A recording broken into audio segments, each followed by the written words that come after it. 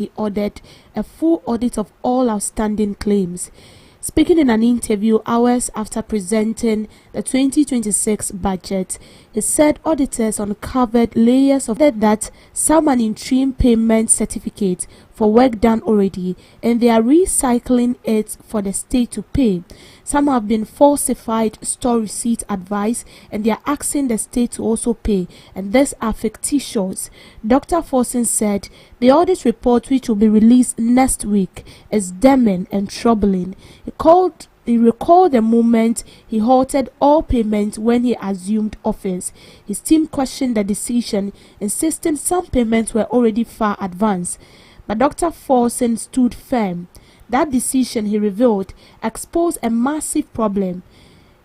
And also restoring 13 billion, he said. The 13 billion the Auditor General has validated 12 billion. The 1 billion left, the Auditor General said don't pay, they are fictitious, so nobody just concocted them. He stressed how close Ghana came to losing the money. Dr. Forson said those responsible will be exposed. If you are those responsible for this, yes, the names are there. The audit will be out, and so they will publish not only their names, but the companies and all those behind it. He added that he chose not to announce the findings during the budget presentation because I don't want it to overshadow the excellent policy, affirming that the Auditor General will present the document and then the Attorney General will have to take over. A country called Ghana. A country called Ghana. It's sad though. It's sad. It's very, very sad. So yesterday, after the finance minister was done presenting his budget, he was called for interview, and then he made an exposé. So far, has been able to prevent 13 billion. That was going has to pass through processes. The auditor has to audit it and find out that there are not irregularities, there is no scam and everything, and find all the necessary investigations that they are supposed to do, or the necessary findings they are supposed to get. And when they are done, they can ensure that, oh, well, this is free from corruption, is free from that and that. And then they'll go ahead and the government will disburse that money. Now, the reason why I feel like we don't see progress in state-owned institutions or anything that any initiative or policy the government brings out there is because we are scammers, we are thieves, and we are corrupt. That is who we are. We are thieves. Sitting in air-conditioned offices, we are thieves. That is who we are in this country. Now, the finance minister is saying that there were a lot of false invoices from these institutions that are in need of money for a government project for the state. That is something that belongs to the state. And they're supposed to disburse the money. So in case they disburse this money, that would be 13 billion from the side of the government projected into all this kind of institutions that belong to the state for the benefit of the country. He said, pause, let's go through it. And then when they audit it, did their personal findings, they found out that all these files, all the invoices were fake. So in case they disbursed that 15 that money, it's going to land in the hands of wrong people. In case they disburse the 13 billion, it's going to land in the hands of wrong people. And these wrong people we are talking about, they are working for the state in collaboration with other companies.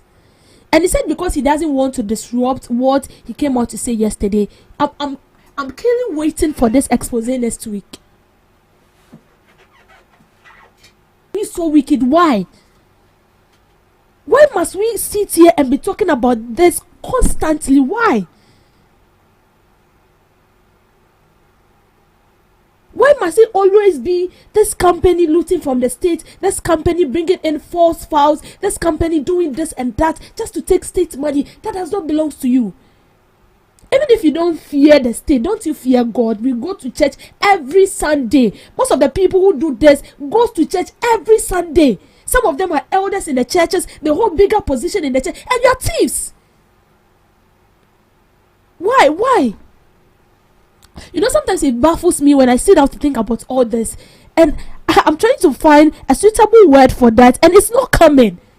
It's just painful. So imagine the finance minister was like, oh, well, it's to the benefit of the country. Just sign, do the necessary stuff, and then disperse the money to them. And then we are losing big time. You know why? All the governments with experience, they fail. It's not because they are not competent. They are competent, but the people they are working with are not competent. So if a government should come into power and the government should fail, the government is not fail as a sole body, but the government is, I would say the government fail as an entity, because the government, you have a lot of branches you work with. So let me use the current administration for example. We have President Mahama as our president.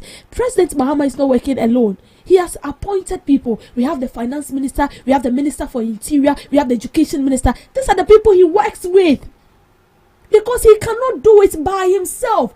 President Mahama cannot divide himself to be an education minister. He cannot divide himself to be a finance minister.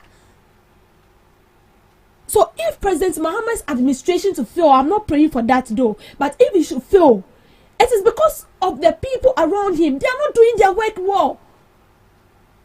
So he's failing as an entity because he's not working alone. He's working with people. Imagine you're working with thieves. How do you expect to progress? And that is why we see them coming up with lucrative.